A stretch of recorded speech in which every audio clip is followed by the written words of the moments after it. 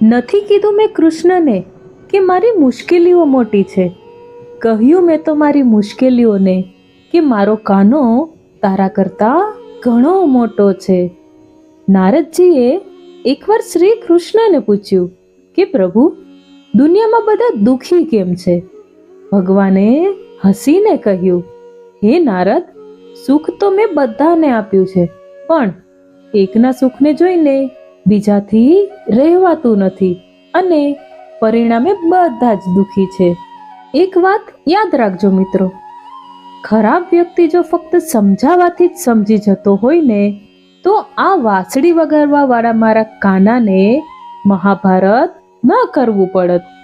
તમારા મનની વાત જેને સમજાવી પડે ને એ વ્યક્તિ માત્ર તમારા શબ્દો જ સમજશે, તમારી ભાવના નહીં. પરિવાર સાથે ધીરજ રાખવી એ પ્રેમ છે. અન્ય વ્યક્તિઓ સાથે ધીરજ રાખવી તે આદર છે. અને સ્વયં સાથે ધીરજ રાખવી તે આત્મવિશ્વાસ છે. અને જ્યારે ઈશ્વર સાથે ધીરજ રાખવી એ એક શ્રદ્ધા છે. પોતાની જાતને સમય આપો. તમારી પહેલી જરૂરિયાત તમે પોતે છો. જિંદગીમાં પોતાની કોઈ આવડતને લઈને ક્યારેય ઘમંડ ન કરતા, કારણ કે એક પથ્થર જ્યારે પાણીમાં પડે છે ને મિત્રો, ત્યારે તે પોતાના જ વજનને લીધે ડૂબી જાય છે. ગરબા હોય કે જિંદગી, ક્યારે પગલું આગળ ભરવું અને ક્યારે પગલું પાછળ ભરવું, જેને એ આવડી જાય ને એ જ સાચા ખેલૈયા.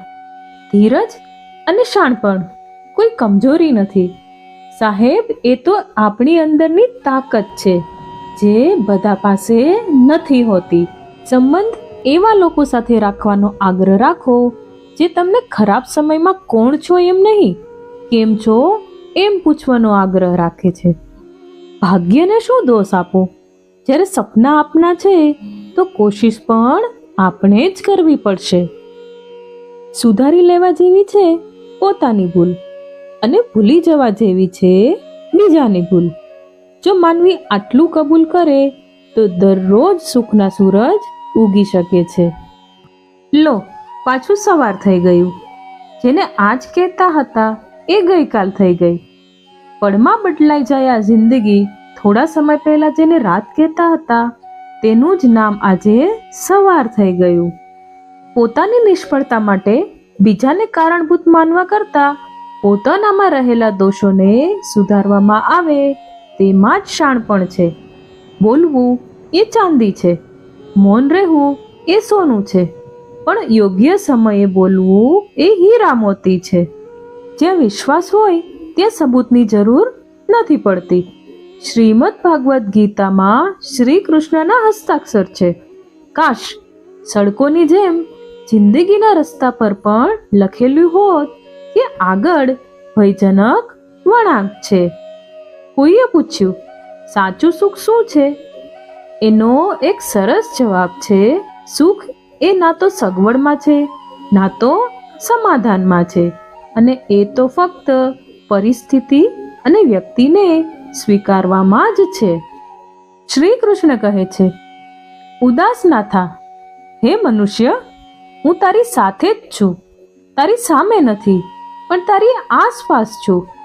આંખ બંધ કર અને દિલથી યાદ કર, હું બીજું કંઈ નથી પણ તારી અંદર છુપાયેલો તારો આત્મવિશ્વાસ છું.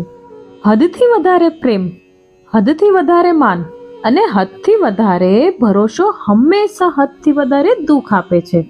મિત્રો, ભગવાન શ્રી કૃષ્ણને આ દુનિયાના સૌથી મોટા મોટિવેશનલ સ્પીકર ગણવામાં આવે છે. એમની વાતો જે સાંભળે, જીવનમાં ઉતારે અને એ પ્રમાણે કર્મો કરે તો તેનું જીવન ધન્ય બનાવી શકે છે. આ વાત જો તમને સારી લાગી હોય તો આ વિડીયોને લાઈક કરજો, વધુમાં વધુ લોકો સાથે શેર કરજો અને આવા જ પ્રેરણાદાયક વિડીયો જોવા માટે આ ચેનલને જરૂરથી સબસ્ક્રાઇબ કરી લેજો. મને સાંભળવા માટે આપ સૌના ધન્યવાદ. સૌને મારા જય શ્રી કૃષ્ણ. રાધે રાધે.